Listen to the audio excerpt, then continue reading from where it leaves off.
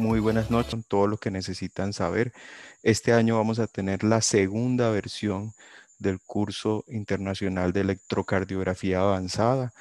Pronto les estaremos dando todas las pautas para las inscripciones y esperamos que nos acompañen en todos los eventos del año. Esta noche vamos a estar con el doctor Juan Felipe Betancur. El doctor es internista, cardiólogo, electrofisiólogo. Hace parte del staff de electrofisiología de la Fundación Clínica Shayo en Bogotá, del Hospital Universitario San Ignacio y de la Clínica Marley. Vamos a hablar de dispositivos en falla cardíaca, un tema muy apasionante y que cada día nos está ayudando al manejo de los pacientes con falla cardíaca. Bienvenido, doctor Betancur. Muchas gracias, doctor Miranda. Muchas gracias a todos los participantes que nos están acompañando al Colegio Colombiano de Electrofisiología. Eh, es un placer para mí estar el día de hoy hablando de algo, como dijo Antonio, un tema que es apasionante y un tema que realmente tiene que ver porque cada vez estamos viendo más pacientes y más pacientes que nos van a acompañar con falla cardíaca y en donde el tratamiento con estas estrategias va a ser fundamental para poder nosotros abordar de una manera global y de una manera importante, buscando mejorar no solo su disminución de mortalidad, sino mejorar también su calidad de vida. Pues básicamente el objetivo es tratar de dar como conclusión cuándo sí, cuándo no, pero también cuándo tal vez, porque no necesariamente todos los pacientes van a estar incluidos en los estudios clínicos y vamos a tener pacientes muy complicados que no se leen los libros y que tomar decisiones muchas veces va a tocar ayudados entre varias opiniones y ese es como el objetivo del día de hoy. Bueno. ¿A quién se implanta un cardiodesfibrilador?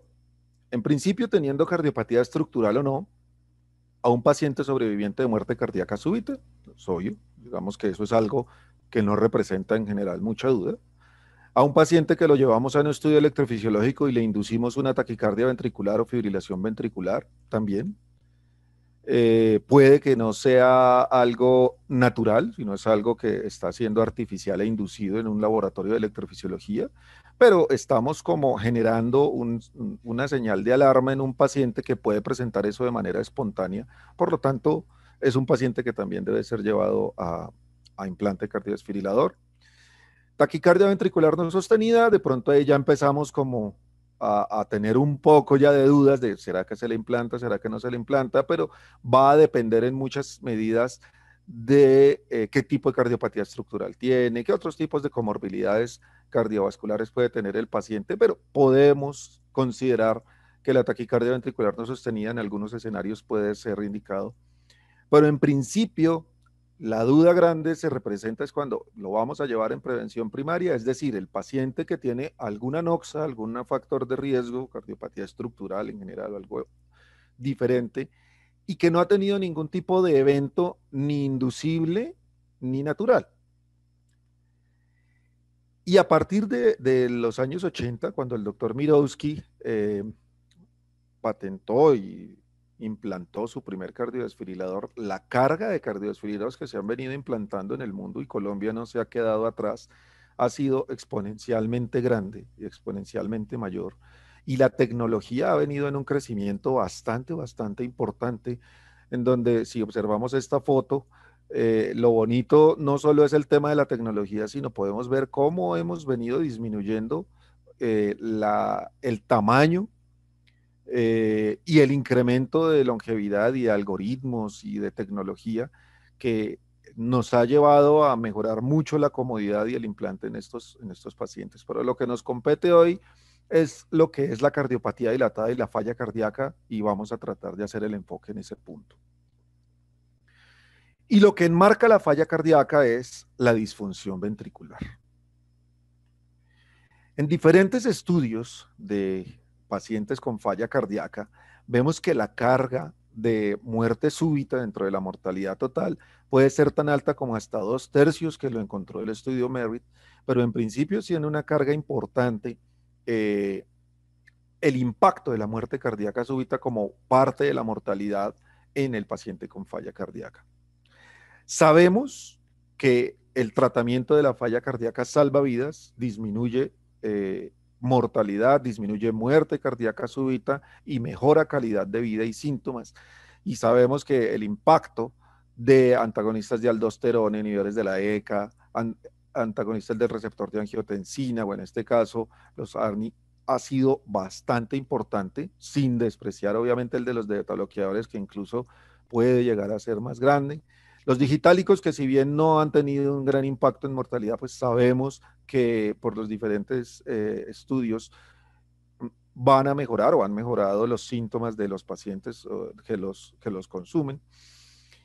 Y cuando revisamos los escenarios, por ejemplo, en cardiopatía isquémica, a medida que se han venido realizando diferentes estudios, han tenido una disminución importante en mortalidad, sea total, sea por arritmia, sea cardiovascular, y no así tan importante impacto como en cardiopatía no isquémica, donde hasta el 2005 fue cuando vinimos a tener nosotros un real impacto en disminución de mortalidad.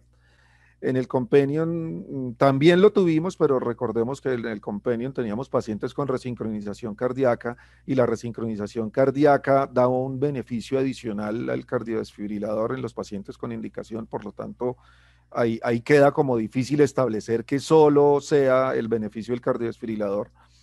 Pero luego nos viene el estudio de Danish en el 2016 y nos dice, ojo, que no es tan bueno, como que no reduce la mortalidad. Vale la pena hacerle como un capítulo especial ahorita, unas diapositivas más adelante. Y como veíamos, pues en prevención secundaria, yo creo que no hay, digamos, dificultad. Ya los estudios canadienses, la AVI del CID, sabíamos que con pacientes con paro cardíaco previo han disminuido la mortalidad en el seguimiento. Pero en prevención primaria, diferentes tipos de estudios también tuvieron un gran impacto en disminución de mortalidad. Entonces, tratemos de contestar la pregunta, y es: paciente con cardiopatía estructural y con fracción de eyección deteriorada, ¿debemos implantarlo en todo paciente que tenga estas características?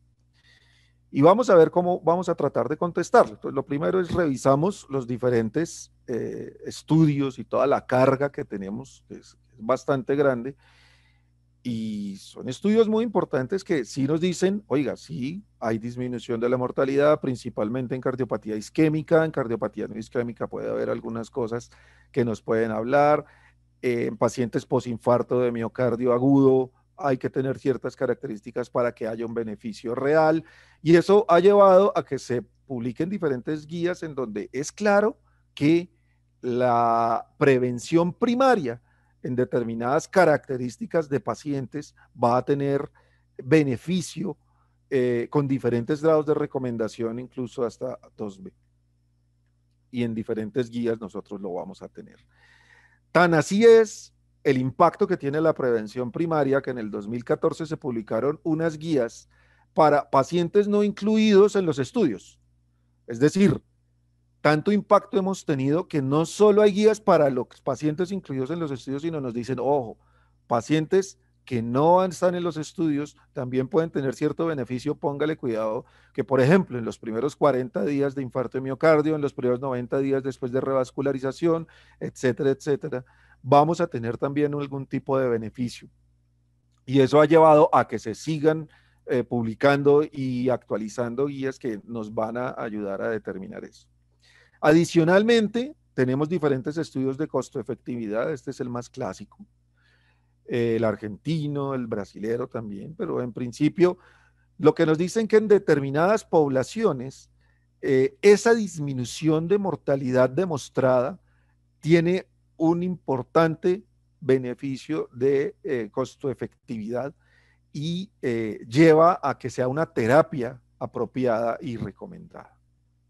Pero démosle un poquito de espacio al análisis del estudio Danish. No voy a extenderme mucho, pero Cuando nosotros vemos en el estudio Danish, en donde incluyen pacientes con cardiopatía no isquémica, en donde no encontró una disminución significativa de la mortalidad comparado con el tratamiento usual, uno dice, uy, ¿qué le está pasando a la terapia con desfibrilador? ¿Será que es que estamos dándole demasiado impacto a la terapia con desfibrilador? Y nosotros miramos, bueno, muerte de todas las causas no hay diferencia, muerte cardiovascular no hay diferencia, de pronto en muerte súbita hay una leve diferencia, pues es obvio, es obvio. O sea, estamos aplicándole una terapia contra la muerte arrítmica.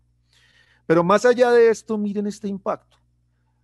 Ninguno de los estudios previos de cardiodesfibrilador tenían esta carga de manejo farmacológico en donde ya sabemos que solo el manejo farmacológico va a determinar una disminución de mortalidad y una no solo mejoría en calidad de vida y en mortalidad global, sino también en mortalidad por muerte cardíaca súbita.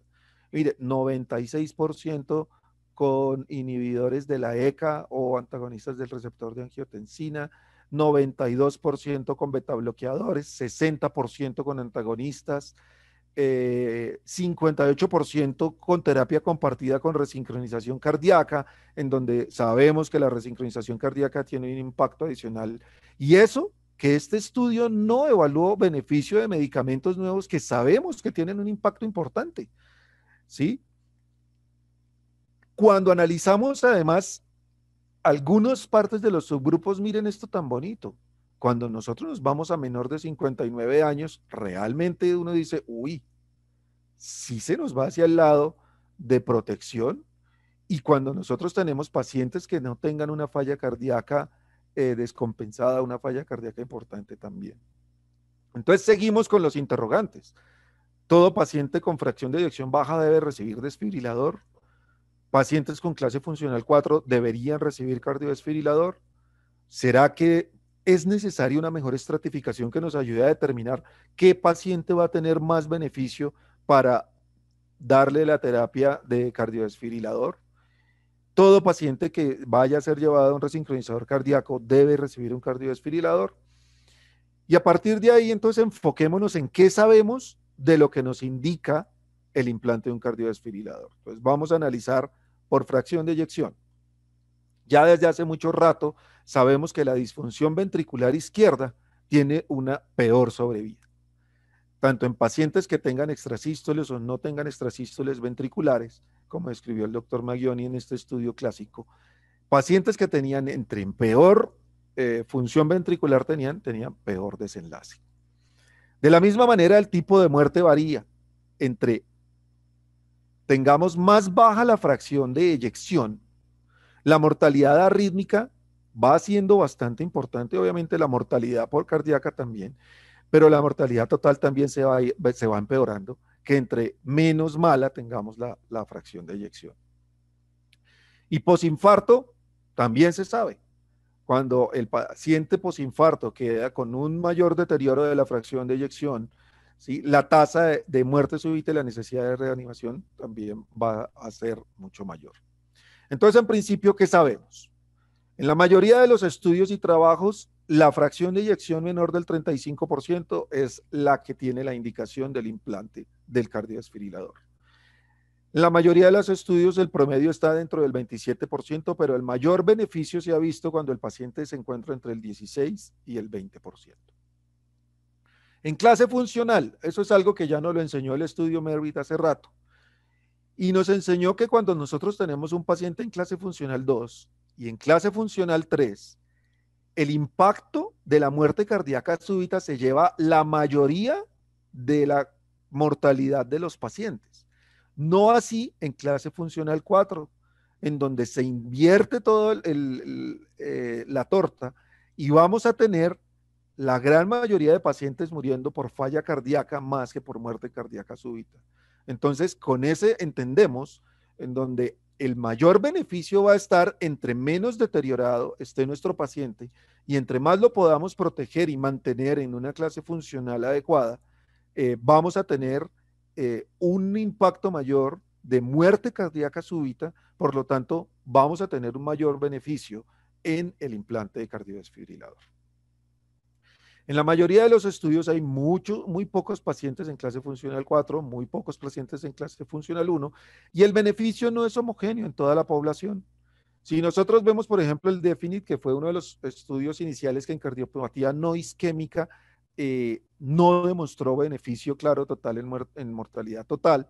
Cuando analizamos los pacientes en clase funcional 3, ahí se veía como un mayor beneficio. Curiosamente, en el SCAT-HEF, en los mismos pacientes con clase funcional 3, no teníamos esa misma diferencia. Pero lo que sí demostró el SCAT-HEF es que entre mejor tratamiento farmacológico óptimo íbamos a tener mayor beneficio. ¿Cuánto tiempo posinfarto de miocardio? Ya el estudio Dynamit Iris nos habló que el colocar muy tempranamente el desfibrilador en estos pacientes posinfarto enmascara el beneficio del mismo por un aumento en la mortalidad total. Por lo tanto, sabemos nosotros que se debe esperar más de 40 días posinfarto de miocardio. Y debemos tener en cuenta que cuando nosotros tenemos un evento de un arresto cardíaco en más de 48 horas, ya debemos considerarlo como prevención secundaria. Todo arresto cardíaco dentro de las primeras 48 horas del evento del infarto agudo de miocardio es un evento primario muy seguramente asociado a todos los cambios de isquemia y reperfusión. Pero si nosotros ya tenemos 48 horas, esto es un paciente que debemos considerarlo para prevención secundaria, se nos sale de la pregunta que estamos haciéndonos. Y en cuanto a la estratificación de muestra súbita, ¿será que hay nuevos predictores de riesgos? Es decir, ¿cómo podemos mejorar la selección del paciente más allá de la fracción de eyección, más allá de la clase funcional? Analizando diferentes cosas, pues hemos visto desde el estudio BEST, la duración del QRS es uno de los predictores de riesgo importantes. A mayor ancho del QRS, mayor mortalidad. Entonces, de esa manera nosotros podemos tratar de establecer de una manera no invasiva en un electrocardiograma cuál de nuestros pacientes puede tener mayor deterioro o mayor riesgo que otros pacientes que no tengan prolongación del QRS. Principalmente a expensas del bloqueo de rama izquierda, pero también podemos tener otros signos de inestabilidad eléctrica que nos ayuden en la estratificación de riesgo, por ejemplo, la fragmentación del QRS, la variabilidad de la frecuencia cardíaca, la alternancia de la onda T, la presencia o no de taquicardia ventricular no sostenida. ¿La resonancia cardíaca ayuda? Sí, ayuda. Y ayuda mucho porque nos va a determinar áreas de fibrosis, áreas de realce tardío, principalmente medioventricular, y nos va a ayudar a evaluar el mapeo T1, que nos puede ayudar a determinar la carga de fibrosis y qué tanto, digamos, compromiso de fibrosis intersticial difusa tiene. Por lo tanto, en muchos pacientes que nosotros tengamos la duda, ¿será que este paciente se puede beneficiar? ¿Será que no se puede beneficiar? Podemos nosotros completar la estratificación con una resonancia cardíaca. En este momento tenemos colegas con un entrenamiento y una experiencia en evaluación de resonancia cardíaca muy buenos que nos pueden ayudar a determinar diferentes tipos de compromiso ventricular y que eso nos puede ayudar a determinar, a tomar conductas y decir, oiga, este paciente puede que tengamos una fracción de eyección limítrofe, tenemos una clase funcional que no está tan mala, no tenemos inestabilidad eléctrica significativa en otro grupo de estratificación, pero tiene algo en la resonancia cardíaca que nos dice ese paciente se puede beneficiar. En cuanto a los factores de riesgo, pues sabemos que mayor de clase funcional 2, la presencia de una fibrilación auricular, BUN mayor de 26, QRS mayor de 120, de edad mayor de 70 años, también pueden tener un mayor impacto. Y cuando nosotros analizamos este subestudio del estudio MADIT, vemos que cuando el paciente tiene un factor de riesgo, cuando tiene dos factores de riesgo, las curvas se separan tempranamente en el beneficio a favor del desfibrilador. Pero cuando el paciente ya tiene 3 factores de riesgo, 4 factores de riesgo o no tiene ningún factor de riesgo, realmente las curvas no se separan nunca. Entonces, eso nos dice, ojo, ni pacientes muy bien ni pacientes muy mal van a tener un real impacto o un real beneficio del implante de cardiodesfibrilador. Se establece como un beneficio en U, en donde los pacientes que tengan un riesgo intermedio son los que van a tener un mayor beneficio, no así los que tengan un muy bajo riesgo o los que tengan ya un riesgo demasiado elevado. Pero hay otros marcadores de riesgo que están en estudio, que han venido estudiando, biomarcadores como el ProBNP, la galectina 3, los pacientes que mantienen con troponina elevada, genéticos como el tener mutaciones en la laminina, esto es miocardiopatía dilatada familiar, la filamina, el PLN, o el mapeo simpático con metayodo bencilguanidina que se puede realizar en medicina nuclear.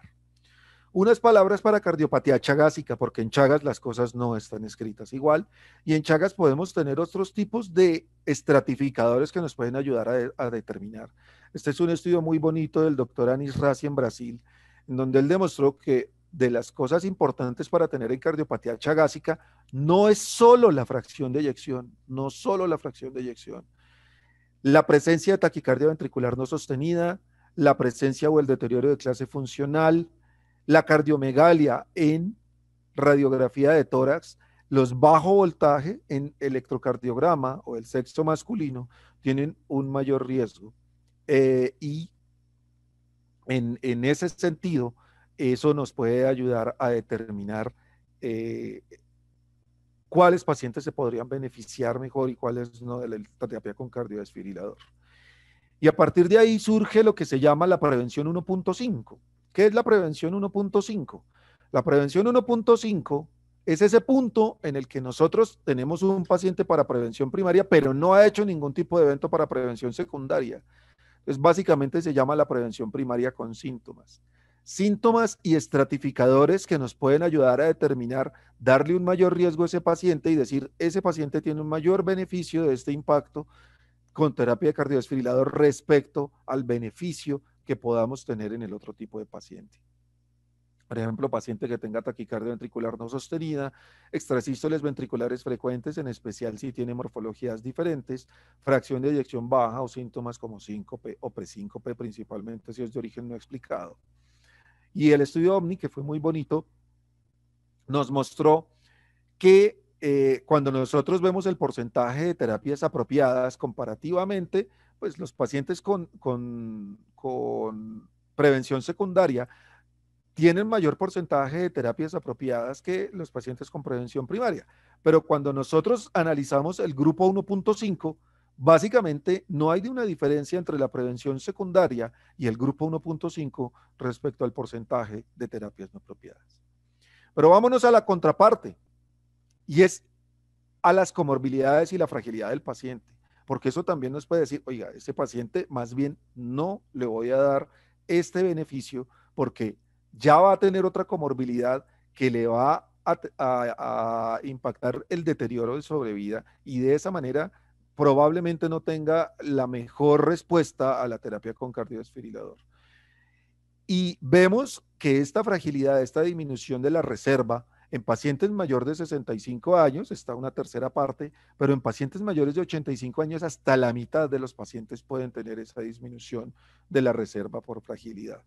Y uno puede evaluar esa fragilidad de diferente manera. A mí me gusta el índice de comorbilidad de Carlson, que me pueden criticar, no está hecho para falla cardíaca, estuvo hecho fue para cáncer, pero tiene estudios en falla cardíaca. Y ese índice de comorbilidad de Carlson, cuando uno lo analiza en los pacientes cardiovasculares, cuando tenemos una puntuación mayor de 4, hasta la mitad de los pacientes tienen riesgo de muerte no súbita en los siguientes 5 años al estudio. Y cuando tenemos una puntuación mayor de 5, hasta el 42% del riesgo de muerte de todas las causas en pacientes portadores de cardiodesfibrilador no corresponde a muerte súbita. Y el riesgo de muerte súbita es constante aún a un mayor índice. Entonces nosotros tenemos la supervivencia y entre más comorbilidad tenga ese paciente, más fragilidad, vamos a tener menor supervivencia. Y esta es de las gráficas que me gustan mucho, porque cuando nosotros tenemos una mayor fragilidad, fíjense cómo la carga de muerte súbita va disminuyendo de una manera importante hasta llegar a un índice de fragilidad mayor de 5, vamos a tener una muerte súbita que supera ostensiblemente la muerte súbita. Y eso también nosotros lo tenemos que poner en la balanza, porque eso es lo que nos va a determinar la respuesta que estamos buscando, que si todo paciente con fracción de eyección baja debe tener un cardiodesfibrilador. Y la respuesta es, el beneficio no es uniforme para toda la población con fracción de eyección baja. Pero vámonos también a la otra contraparte, y es que el desfibrilador no es una terapia inocua. Podemos tener hasta el 10% de complicaciones en el implante, hasta 15% de choques apropiados, pero hasta el 25% de choques inapropiados. Pacientes con estos choques, sean apropiados o inapropiados, hasta el 40% pueden tener trastornos psiquiátricos en el seguimiento del año, y podemos tener hasta el 15% de los pacientes en el seguimiento falla de los electrodos en los siguientes 5 años. Tenemos los recalls, tenemos 5% de complicaciones en los pacientes que son llevados al reemplazo del dispositivo. La extracción de electrodos de los pacientes con disfunción de electrodos de desfibrilador es compleja. Los pacientes pueden desarrollar tormenta eléctrica y eso también va a tener una mayor mortalidad. Sabemos desde el estudio de David que la estimulación del ventrículo derecho empeora la falla cardíaca en estos pacientes con cardiopatía dilatada y podemos tener una alta tasa de mortalidad no arrítmica. Entonces uno dice, uy, ya nos vamos al otro lado, ¿y será que está sobreestimada la costo-efectividad? El implante del cardiodesfibrilador con esos riesgos inherentes serán subvalorados y no comunicados a los pacientes. La expectativa del beneficio del desfibrilador usualmente es sobrevalorada por el paciente y no es aclarada por el médico. Muchos pacientes piensan que con la terapia de cardiodesfibrilador ya llegaron, tienen un nivel de esperanza muy alto y no es pocos los pacientes en que suspenden incluso el tratamiento de falla cardíaca, suspenden el seguimiento cardiológico una vez tienen implantado el cardiodesfibrilador. Sabemos que el beneficio no es homogéneo y los costos del implante pueden estar siendo subvalorados. De manera que uno puede llegar a pensar la discordancia entre los pacientes incluidos en los estudios y los pacientes del mundo real con múltiples comorbilidades puede estar favoreciendo esa sobreestimación de costo-efectividad, o podemos tener una baja incidencia de eventos en prevención primaria, lo que va a generar un desbalance riesgo-beneficio, por ejemplo, en cardiopatía no isquémica, en donde esta tasa de eventos es mucho más baja que en cardiopatía isquémica y eso también nos puede estar enmascarando un poquito ese beneficio. Entonces uno dice, uy, nos dejó en la misma el doctor Betancourt, porque ¿qué? Lo apoya y no lo apoya. Entonces uno dice, no, mire, ¿qué recomiendo yo? Vámonos a las guías. Enfoquémonos en las guías. Guías, hay muchas, enfoquémosla. Más que en la indicación, que todos conocemos la indicación, enfoquémonos en la contraindicación. Miremos bien el paciente, está indicado, pero ojo, ¿será que está contraindicado? Tenemos mucha fragilidad, no tenemos supervivencia razonable, tenemos una taquicardia, una fibrilación ventricular incesante, tenemos enfermedades psiquiátricas que puedan agravarse por la implantación, el seguimiento del dispositivo y las descargas no son agradables, de esa manera también se le debe explicar al paciente eso. El paciente ya tiene una falla cardíaca avanzada, refractaria a manejo médico, que eso va a hacer que no tenga el mismo beneficio, y esa no indicación nos va a ayudar a determinar y ayudar a aconsejar al paciente, porque qué es lo que hay que hacer y lo que yo más recomiendo. Hable con el paciente, hablemos con el paciente. De esa manera, las decisiones comunicadas abiertamente entre el médico y el paciente antes del implante van a ayudar a tomar una decisión. ¿Qué debemos hacer? Debemos explicarle al paciente la morbilidad de los choques apropiados, de los inapropiados, de los necesarios, que estamos cambiando su modo de muerte, porque tiene una enfermedad incurable y progresiva. Ya no se va a morir de muerte súbita, pero va a tener que seguir tomando tratamiento de falla cardíaca. Sus síntomas no van a mejorar para nada con el implante del cardiodesfibrilador.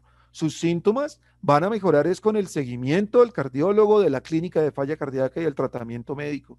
Y de esa manera uno puede llegar a una interrelación con el paciente y su familia, buscando la preferencia del paciente, sobre todo en esos pacientes limítrofes, para, según su preferencia, definir si tiene o no tiene un impacto real en el implante del cardiodesfibrilador. Pero de la misma manera, podemos tener otras herramientas en estratificación de riesgo que en esos pacientes en donde tengamos duda del beneficio, ya no de la contraindicación, sino de la indicación, nos pueden ayudar también a determinar que se nos vaya más hacia el beneficio de darle la terapia con desfibrilador. Entonces, recordar que la fracción de eyección es importante, pero en algunos subgrupos puede estar limitada. Individualizar el riesgo según el tipo de cardiopatía, según la caracterización del substrato por resonancia magnética, con otros marcadores también nos pueden ayudar, y si tenemos chagas, determinar los otros tipos de marcadores que nos pueden ayudar a evaluar el beneficio o no. Y en cardiopatía no isquémica, después del estudio de Danish, ojo, los cardiodesfibriladores aumentan la vida en pacientes con cardiopatía no isquémica. Sí los aumentan. ¿De acuerdo? Entonces, ¿qué es lo que sucede? Que el beneficio es real en determinados subgrupos. En pacientes jóvenes sin comorbilidades severas es donde más beneficio se ve en cardiopatía no isquémica. Recordemos que ya lo dije ahorita, que el número de eventos es menor que en pacientes con cardiopatía isquémica y esto puede limitar esto. Y este mayor beneficio en pacientes con cardiopatía no isquémica se observa a más largo plazo que en pacientes con cardiopatía isquémica. Y revisando diferentes estudios de la doctora Ortiz en la revista española de cardiología, me gustó mucho este esquema que ella plantea: estratifique e individualice el riesgo con la aproximación actual, considerando otros posibles marcadores de riesgo, considerando factores clínicos que nos pueden limitar el beneficio, y a partir de ahí vámonos a determinar si estos pacientes se van a mejorar o no. Vamos a hablar un poquito de terapia de resincronización cardíaca. La terapia de resincronización cardíaca lo tenemos para el paciente con cardiopatía estructural, con fracción de eyección deteriorada y con retardo de la conducción intraventricular lateral. Y lo que buscamos es mejorar la eficiencia del corazón en el paciente que ya tiene terapia médica óptima. Tenemos la historia suficiente en terapia de resincronización cardíaca para recomendarla.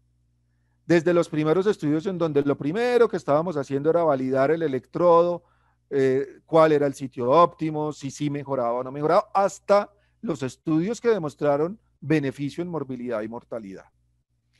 Y lo que nos ha llevado a tener recomendaciones importantes para la terapia de resincronización cardíaca, que ya la conocemos, y es principalmente, claro, para pacientes con bloqueo de rama izquierda o bloqueo de no rama izquierda que tenga mayor de 150 milisegundos.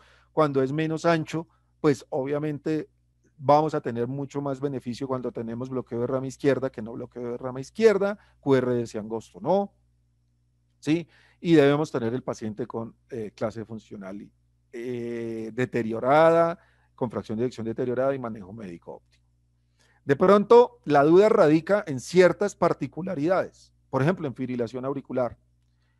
En fibrilación auricular, la estimulación biventricular es útil, y cuando tenemos una recomendación que puede llegar a ser débil en algunos escenarios, como en las guías canadienses, pero si yo tengo el QRS ancho, retardo, fracción de eyección baja, y sé que le voy a garantizar a ese paciente un nivel alto de resincronización superior al 95%, pues ese paciente puede beneficiarse a pesar de tener fibrilación auricular.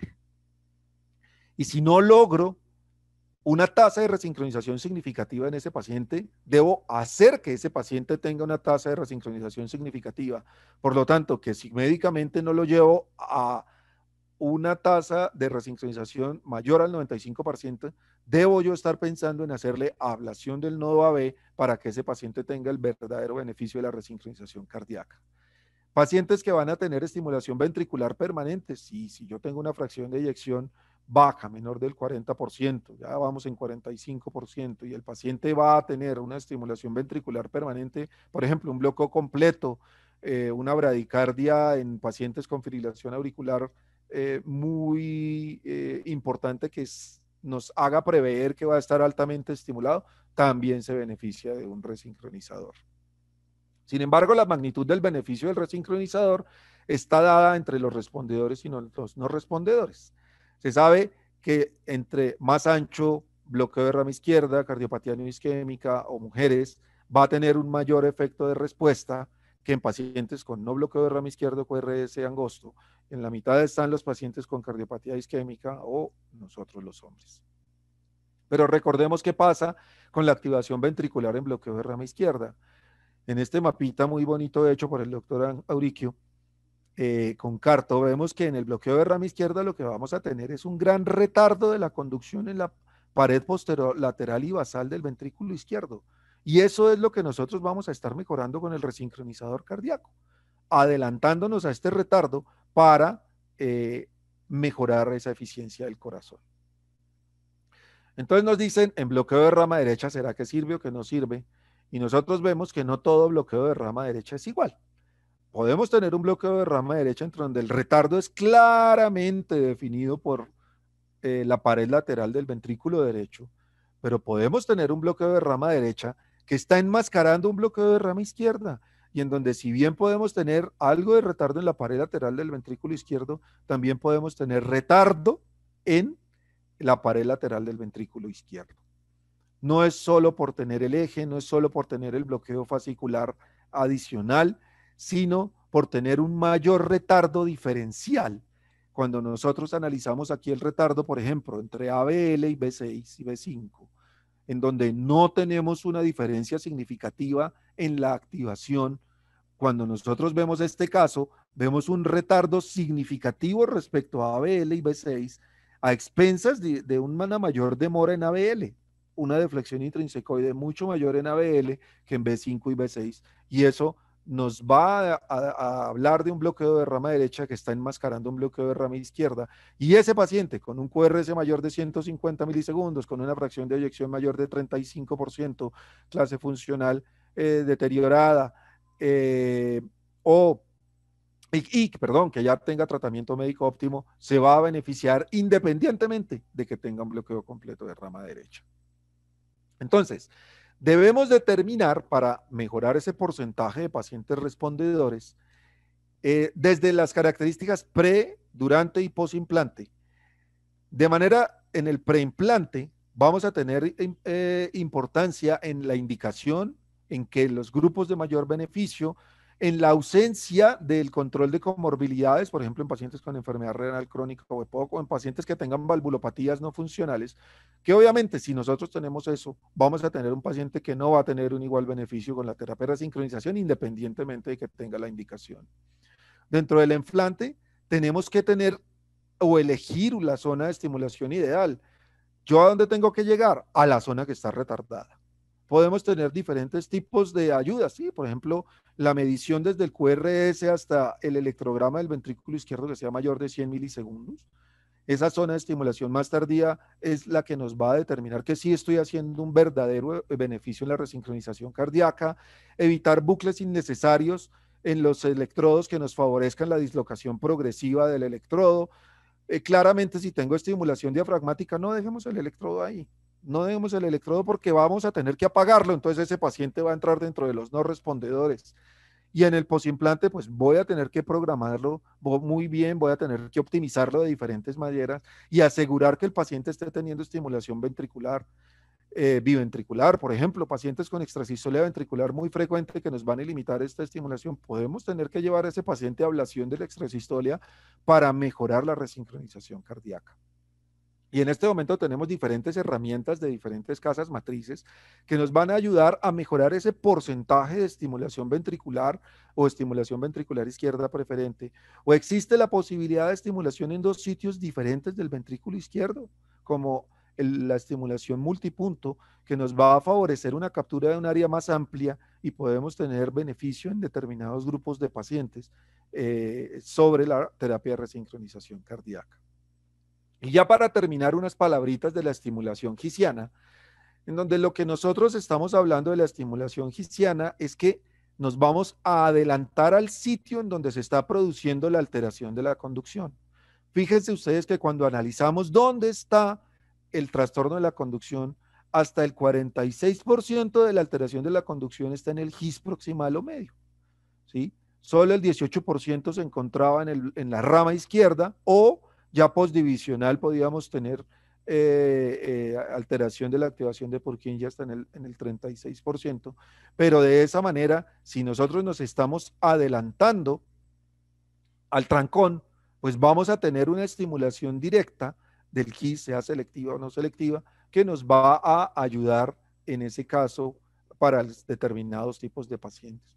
Y podemos tener, fíjense ustedes acá, una estimulación no selectiva en un paciente con bloqueo completo de rama derecha, a una estimulación selectiva en donde miren este QRS tan bonito. Mas, sin embargo, esto es algo que está en desarrollo.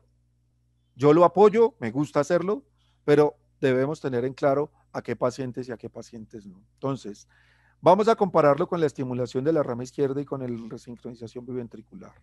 ¿Restaura la fisiología la estimulación del GIS con corrección del bloqueo de rama izquierda? Sí. En la terapia de resincronización cardíaca, no. Yo me estoy adelantando al daño. ¿Induce disincronía? No. En estos casos puede inducir disincronía, pero yo con programación la voy a mejorar. Claramente tenemos herramientas avanzadas en la resincronización cardíaca, llevamos más de 20 años resincronizando pacientes y eso no podemos obviamente compararlo con las herramientas que si bien están en desarrollo y hay algunas que son muy buenas, pero la mayoría de las veces, ¿sí? Estamos improvisando. Yo digo, y eso es una frase mía, que en este momento la estimulación gisiana está como estábamos en resincronización cardíaca hace más o menos 10, 15 años en herramientas. Probablemente el desarrollo con todo lo que nos ha enseñado la resincronización cardíaca vaya a ser mayor, pero en este momento estamos en ese sentido con las herramientas y estamos aprendiendo. Las tasas de éxito son variables, ¿sí? Tenemos el beneficio de que no hay estimulación frénica y se puede usar con marcapasos convencional, más sin embargo, los umbrales crónicos pueden ser altos con pérdida de captura, podemos tener subsensado de la onda R y aún nos falta evidencia fuerte que nos la favorezca. Por lo tanto, la estimulación del GIS es una realidad, preserva la función del ventrículo izquierdo, normaliza los bloqueos de rama en la gran mayoría de los pacientes y es una alternativa importante a la resincronización. Debemos tener en cuenta la probabilidad de progresión de enfermedad distal, de manera que si se nos aumenta el trancón más adelante donde nosotros estamos estimulando, no nos va a servir, ¿sí? Entonces, debemos tener eso en cuenta y podemos tener necesidad de tener un cable de reserva en el ventrículo derecho en pacientes dependientes de estimulación. Por ejemplo, pacientes que tengan enfermedad del sistema de conducción ya muy avanzada, enfermedad de Chagas, pronto puede estar limitado. Debemos tener en cuenta que la necesidad de un umbral más alto nos va a favorecer una disminución de la longevidad de la batería. Y yo creo que hay que esperar un poco más estudios para recomendarlo abiertamente. Y yo en este momento lo tengo como un plan B para el paciente en que fracasa la resincronización cardíaca por alguna manera. Puede ser como un plan B o un plan C. Bueno, muchas gracias. Muchas gracias, doctor, por tan excelente conferencia. Generalmente cuando el maestro habla muy bien hay pocas preguntas. Espero Como que lo sea puedo. eso. Sí, yo tengo dos preguntas.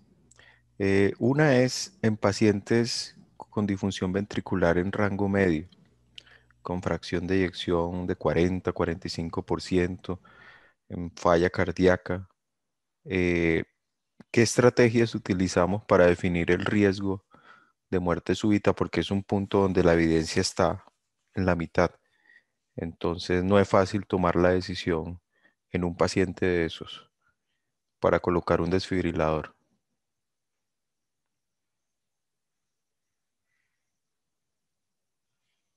Parece que se nos fue un poco la conexión del doctor.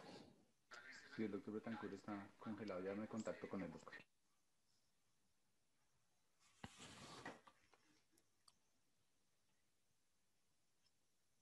Denos un segundo y ya lo reconectamos.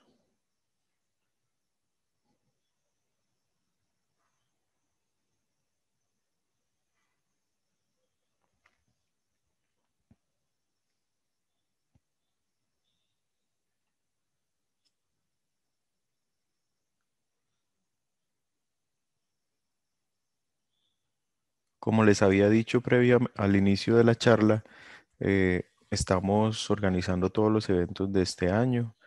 Van a ser más bien temáticos y estamos buscando temas que les sirvan mucho a todos en la campaña Electrofisiología para Todos.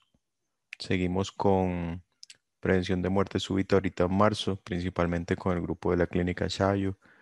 En abril vamos a tener un evento de intervencionismo en electrofisiología. En mayo, el evento internacional en conjunto con la Sociedad Colombiana de Cardiología. En junio vacaciones. En julio comenzamos con los pediatras nuevamente. Aquí está el doctor Juan Felipe otra vez ingresando. Ya volvió. Juan, ¿nos escuchas? Hola, hola, qué pena que se me cayó el internet, menos mal fue en este momento.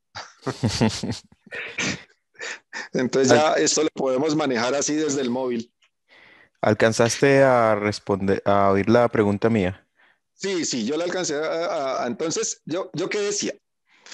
Yo pienso que lo primero que tenemos que determinar es qué tipo de cardiopatía tenemos. No todas las cardiopatías vemos que son iguales.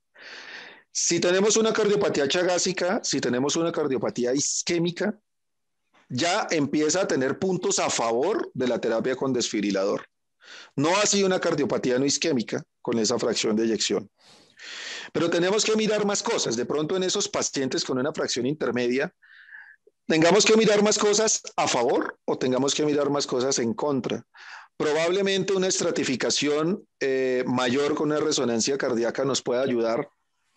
Probablemente en cardiopatía isquémica, estudios no invasivos como los potenciales tardíos nos puedan ayudar. Recordemos que los potenciales tardíos son unos estudios que lo que nos hace es como un filtrado de QRS y nos hace un promedio de QRS para determinar si tenemos zonas de conducción lenta en el ventrículo. Es un estudio con un valor predictivo positivo muy malo, pero con un valor predictivo negativo muy bueno. De manera que si yo tengo un valor predictivo positivo, tengo un resultado positivo en un paciente con cardiopatía isquémica y fracción de eyección de 45%, no me está diciendo nada. Tengo que mejorar mi estratificación con otra cosa. Pero si yo tengo un valor predictivo negativo bueno, si el estudio de potenciales tardíos es negativo en ese paciente, me da la tranquilidad de que puedo dejar ese paciente en seguimiento y en tratamiento médico únicamente. Probablemente en cardiopatía isquémica, ante esa duda, sea importante llevar el paciente, si yo tengo muchos puntos de riesgo, a un estudio electrofisiológico para inducibilidad de arritmias. De manera que tenemos diferentes estudios de impacto en donde nos dicen que si el estudio electrofisiológico es negativo en pacientes con cardiopatía isquémica, también tiene un valor predictivo negativo bueno, o sea, esos pacientes ahí podemos parar. En cardiopatía chagásica debemos tener en cuenta que la fracción de eyección no es lo único, entonces muchas de las cosas que vimos del estudio del doctor Rassi nos pueden ayudar, voltaje del QRS, el género, el índice cardiotorácico en radiografía de tórax o no, la clase funcional y de la misma manera nosotros podemos también empezar a mirar la contraparte para determinar si esos pacientes pueden tener algo de contraindicación que nos limiten la terapia. Entonces, el punto va a que en esos pacientes con duda tratemos de mejorar un poco más la estratificación para que no se nos vayan a quedar pacientes por fuera que se puedan beneficiar, pero tampoco vayamos a meter pacientes en donde probablemente el beneficio sea muy poco y estemos dándole una terapia que en ese caso sería no costo efectivo. Ok. En cardiomiopatía hipertrófica, ¿qué parámetro utiliza más para implante de CDI? Bueno, cardiomiopatía hipertrófica es un tema de impacto. Incluso acaban de salir unas guías recientes que le dan duro a las calculadorcitas en esas guías. Le da bastante duro a las calculadorcitas. Sin embargo, en cardiomiopatía hipertrófica, cada vez estamos entendiendo más en prevención primaria. No es solo el tema hemodinámico, no es solo el tema hemodinámico, sino el tema de la cardiomiopatía. Entonces, debemos evaluar diferentes escenarios. Por un lado, el tema hemodinámico, entonces debemos evaluar al paciente si tiene síncope con ejercicio, si tiene gradiente significativo que empeore con ejercicio, si tiene una presencia de SAM, si tiene un septum mayor de 3 centímetros, que nos pueda empeorar todo este patrón hemodinámico, porque esos pacientes ahí están haciendo puntos a favor de la prevención primaria. Tenemos que mirar también si tiene algún otro tipo de inestabilidad eléctrica, como la fibrilación auricular, como la taquicardia ventricular no sostenida. En estos casos, la historia familiar es fundamental. historia de muerte súbita familiar o de cardiopatía hipertrófica con evolución acelerada en familiares de primer y segundo grado, también debemos tener pensada la prevención primaria. Y la estratificación genética en estos casos es fundamental, porque sabemos que tenemos genes de mayor riesgo de muerte súbita que otros. Cuando nosotros mandemos al genetista, debemos orientar al genetista sobre nuestra sospecha clínica para que él haga una solicitud de panel para cardiomiopatía hipertrófica. Recordemos que no todos los paneles son iguales y eso es muy costoso. Si nosotros llegamos y pedimos panel para todo, no van a ser panel para todo. Entonces tenemos que decir, oiga, por favor desarrollenos panel de estratificación para cardiopatía hipertrófica. Lo primero que van a hacer es una meromiocina pesada, van a hacer una laminina, van a hacer una fibronectina y de esa manera vamos a tener genes que van a tener un mayor impacto.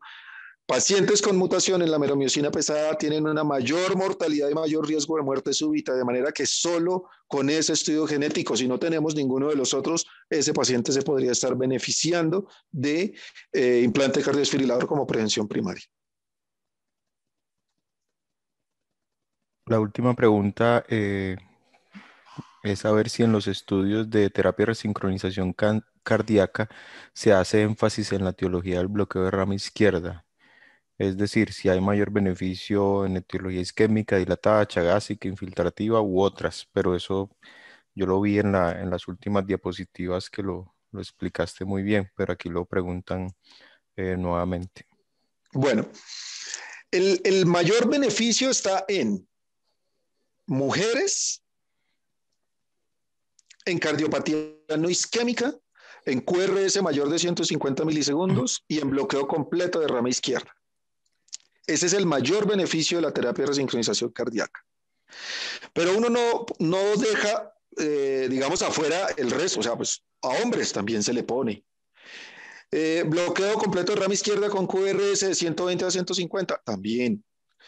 No bloqueo de rama izquierda con QRS mayor de 150, también, sobre todo si tenemos ese énfasis en el retardo lateral izquierdo. Cardiopatía isquémica o chagásica, también. Los estudios de resincronización cardíaca no incluyeron Chagas y todo lo de Chagas pues está obviamente sacado de los estudios con cardiopatía isquémica y no isquémica, pero también. Lo que pasa es que uno dentro del procedimiento, por ejemplo en una cardiopatía isquémica, evalúa otras cosas, uno mira el infarto. Entonces, si yo tengo un infarto lateral, la probabilidad de que yo tenga una vena buena en el sitio de retardo con un umbral bueno no va a ser muy alta. Entonces yo ya tengo que entrar pensando en otras estrategias de resincronización cardíaca, en estrategias con manejo no antidrómico, sino ortodrómico, más o menos para que me entiendan, es usando las venas colaterales y no usando las venas directas. Por ejemplo, en cardiomiopatía isquémica, ese paciente con cardiomiopatía isquémica y cicatriz lateral es un paciente que se va a beneficiar de estimulación multipunto de entrada. Es un paciente que uno dice, yo de una vez pienso en estimulación multipunto porque yo puedo encontrar una cicatriz enorme en el sitio en donde voy a dejar el electrodo. Es un paciente en donde podemos estar entrando pensando, oiga, de pronto este paciente se va con epicárdico o se va con estimulación endocárdica. O sea, son como diferentes estrategias, pero no es sacarlo del beneficio de la terapia de resincronización. Claramente en quien no, ¿sí? QRS angosto, no. Bloqueo no de rama izquierda, o sea, no bloqueo de rama izquierda con QRS menor de 150 milisegundos no les va tan bien y sobre todo si no tiene retardo ventricular izquierdo no les va bien con la terapia de resincronización cardíaca. Ahora que hablabas de eso, eso responde una de las preguntas que hace el doctor Hernán Ramírez, que habla de cuando hay una cicatriz extensa en esa zona de la pared lateral, a pesar de tener toda la indicación, vamos a tener dificultades en capturar esa zona. Pero obviamente tenemos estrategias nuevas como la estimulación multipunto en ese grupo de pacientes, porque antes solo teníamos un electrodo bipolar que hacía que si quedaba en ese sitio y no capturaba ya no había ninguna opción, pero ahora tenemos electrodos que son cuadripolares que nos permiten una zona mucho más amplia de estimulación y que nos ayudarían a manejar zonas de cicatriz extensa. Y la última pregunta es si todo paciente con falla cardíaca debería tener una resonancia magnética cardíaca. Nosotros somos muy fan de la resonancia cardíaca. Cada día es algo que utilizamos mucho más. Y no sé qué más tenga que decir Juan Felipe sobre eso. Yo creo que la resonancia cardíaca llegó para quedarse. Yo creo que el interés de muchos colegas especialistas en imágenes que fueron a entrenarse y trajeron su entrenamiento y en este momento están exportando ese entrenamiento a las generaciones nuevas es fundamental. Yo siempre he dicho que más que ser importante, uno debe ser exportante en su vida. Entonces, eso se los he felicitado a todos ellos, los que he podido de manera directa, porque la resonancia cardíaca llegó para quedarse. Pero es un estudio costoso. Es un estudio costoso, no en todos los sitios se tienen buenos software para el análisis adecuado de la resonancia cardíaca. El resonador tiene que tener ciertas características y el software tiene que tener ciertas características. No es solo el especialista que sepa leerlo, sino que el examen, el técnico sepa hacerla, sepa gatillarla donde es. Entonces, uno tiene que evaluar muchas características para saber dónde se hace, cómo se hace, determinadas características. Pero yo también me voy del otro lado y digo, hombre, si yo tengo un paciente de 45 años, isquémico, buen manejo médico, ya llevamos 90 días posinfarto, ya revascularizado, quedó con 25% de fracción de eyección, tiene una carga rítmica de más o menos un 1-2% en las 24 horas, una clase funcional 1. Yo digo, hombre, ese paciente ya tiene indicación de un desfibrilador. Yo, ¿para qué me pongo a embolatarle más la vida? Que no me van a modificar la conducta. Ese paciente se me va de una indicación de cardiodesfibrilador. Probablemente en pacientes limítrofes, en donde tengamos las dudas, es donde nos va a tener una mayor ayuda y en donde yo pensaría que vale la pena asumir el costo de ese examen porque nos va a determinar una conducta significativa. Bueno, Juan Felipe, muchas gracias. Muchas gracias a todos los que nos acompañaron hasta el final. Esperamos vernos próximamente en los siguientes eventos del colegio.